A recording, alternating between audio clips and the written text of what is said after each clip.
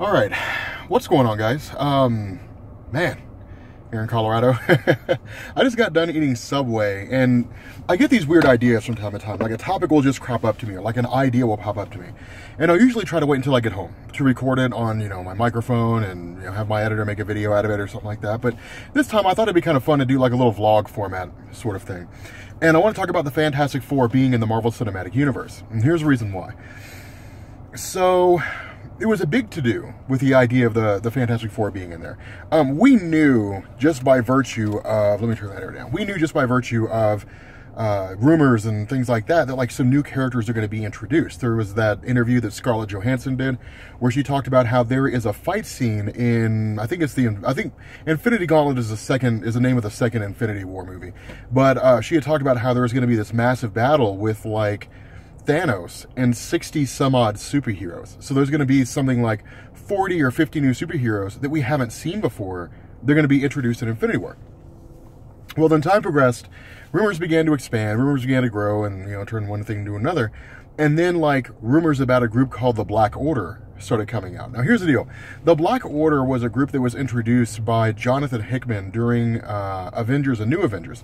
And the Black Order was basically just Corvus Glaive and Proxima Midnight and Ebony Maw and some pretty awesome characters. But we didn't really know anything about them. They were just kind of ambiguous. Proxima Midnight was probably one of the most interesting. There was also Black Swan. She was really cool as well. And so the question was, are they going to be in the Marvel Cinematic Universe? Well, the idea of the Black Order is that they were so ambiguous and they only really served the purpose of kind of being like the lieutenants of Thanos. That was really it. I mean, it was the idea, that like Corvus Glaive, for example, would show up on a planet and basically say, hey, look, Thanos wants like all the firstborn on this planet, and like he wants them all killed because it's really weird, because Thanos is trying to track down his kids and kill them all, or trying to kill his offspring. It was kind of crazy. It led to this battle. God, it led to this amazing moment in Infinity, I think it was. And Thanos invades Earth, right? Because word has reached his ears that there is a child. There's really a teenager, like a young adult, that lives in the inhuman city of Attilan that looks like Thanos. He even has like the weird chin and everything. And so Thanos goes there and he encounters Black Bolt of the Inhumans. And he's like, we can do this easy or we can do it hard. Like, you can give me what I want and I will go away, or I will destroy everything you love. Now, Black Bolt, like, his voice is strong enough to, like, shatter planets. So it leads to a conflict between them. And Thanos is like, tell me where my son is. And Black Bolt just screams, no! And so Thanos grabs him, dude, is so badass. Thanos grabs him, he's like, fine, keep your secrets, carry them with you to the grave, and like smashes his face down on the ground. It's one of the coolest things ever. It's amazing, this amazing panel. I need to cover Infinity. We'll do that once we get to like Infinity War, and we start going back through all of Hickman's Avengers and New Avengers, when like Black Panther reforms the Illuminati, and like Captain America gets the Infinity Gauntlet, and like the Infinity Stones explode and the Time Stone vanishes. It gets crazy. Like it gets absolutely nuts. But nonetheless, so yeah, the Black Order was just this really ambiguous group. Well, I was sitting here in Subway and I was eating lunch, I was eating fresh, and I was like, all right, right now at D23, which is the comic book convention, or not really the comic convention, but the expo that Disney puts on every 2 years. Right now at D23, they unveiled Thanos, this huge life model, life-size model of Thanos, which is insane how awesome it looks. You can see pictures of it. I posted a picture on Twitter. You can see pictures of it online. But there's 4 other statues hidden behind him, and they're all just kind of covered, like they're cloaked. Supposedly today, they're supposed to be revealing them. I have no idea if they're going to or not. But I was sitting there thinking, I was like, I mean, one of those statues is bigger than the others. And it could be several things. It could be like Dwarf, I think it was, Black Dwarf. It could be, Corvus Glaive with his staff. It could be, Proxima Midnight with her staff. It could be, Ebony Maw. It could be any number of different characters from the Black Order. But then I started thinking, and I was like, but like, Fox though. See, here's the deal.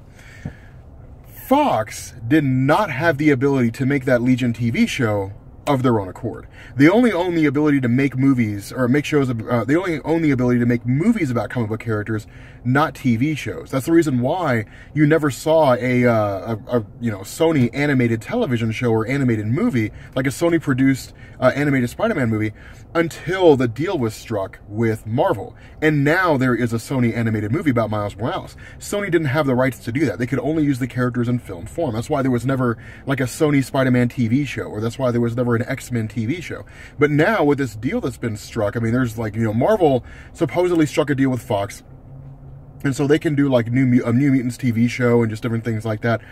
But the question is, what did Marvel get out of it? It's like Spider-Man, for example. I mean, we're kind of sidetracking all over the place, but it's like Spider-Man, right? Like, Marvel didn't need Spider-Man in the Marvel Cinematic Universe. It was cool to have him, but he was not needed by any standard of measurement. And so I think that Marvel worked out a deal where they got to use Spider-Man in Infinity War, both movies, and Civil War, and then they make money off that. Spider-Man gets a Homecoming movie, Homecoming Parts 1 and 2, and Sony gets all the money off that. And then I think what's going to happen is in Infinity War or Homecoming 2, whichever one comes last, Peter Parker's going to die, and I think Miles Morales is going to take his place. I think Marvel got Miles Morales for the MCU, and Sony keeps Peter Parker. I feel like that's what happened. I don't know if it's true. I'm just kind of speculating, just throwing it out there, but I feel like that's what happened. Now, that brings us back around to the Fantastic Four. I would like to believe that the Black Order in the Marvel Cinematic Universe is not Ebony Maw or Corvus Glaive or Proxima Midnight or any of those characters, Black Dwarf. I'd like to believe the Black Order is Ben Grimm the Thing and Reed Richards and Susan Storm and Johnny Storm. And here's the reason why. In Marvel Comics, it all really kind of comes down to like Drax the Destroyer. Drax the Destroyer, as awesome as he is, as he's played by Batista, as awesome as he is in the Marvel Cinematic Universe, unless they flesh his backstory out even further, they're probably not going to go with the comic book origin. In the comic books, I can't talk. In the comic books, Drax the Destroyer was a human named Arthur Douglas. And eventually his family was basically killed when Thanos invaded the Earth looking for a cosmic cube or something like that. Anyway, I don't remember if Arthur Douglas died or not. I feel like he did. And then his spirit was resurrected, and he was turned into Drax the Destroyer by Kronos, the god of Saturn's Eternals, cosmic entity. The god of Thanos' race, basically. Which eventually led to Drax the Destroyer having the ability to be able to track down Thanos anywhere in the universe, no matter where he is. Now, I would like to believe that with Peter Quill out there, we already know that there's humans out in space. We know Peter Quill's not the only one. I mean, if you guys would go back and read Guardians of the Galaxy, or watch Guardians of the Galaxy, you'll see other human beings. Like, I mean, not very many, but you'll see like one or two other human beings around, in like nowhere and different places like that. So we know that there are other people out there, but we don't know how they got there. We just know they're there. But the idea to me is I'd like to believe that at some point along the line, something happened, either the Fantastic Four were like exploring space, or they were out doing their own thing, whatever the case may have been. Thanos got a hold of them and like corrupted them or forced them into servitude or something along those lines. I have no idea. But they are officially indoctrinated by Thanos. They're serving as his lieutenants, as his Black Order.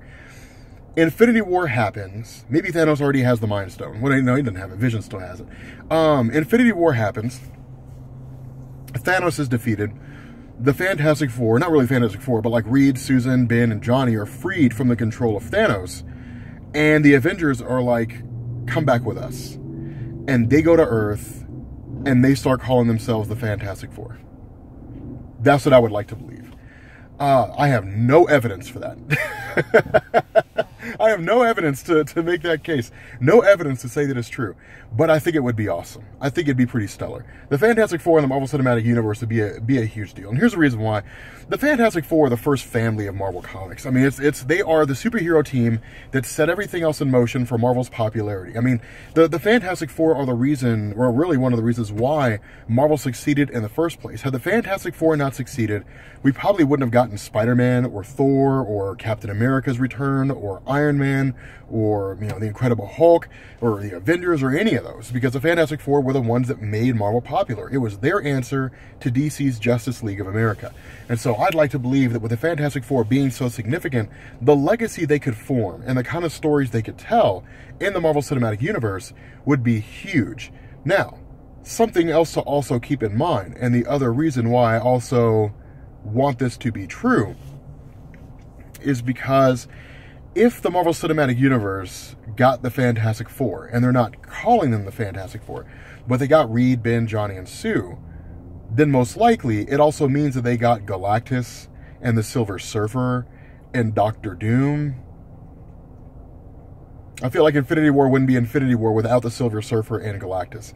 It just falls short. It just doesn't work. I don't know. Anyway, guys, let me know down in the comment section what you guys think. I mean, I'd like to believe that it's true. Let me know what you guys think. I like these little vlog style videos where I just kind of talk to you guys for a few minutes about stuff. But let me know what you guys think. And yeah, I will catch you all later. Peace.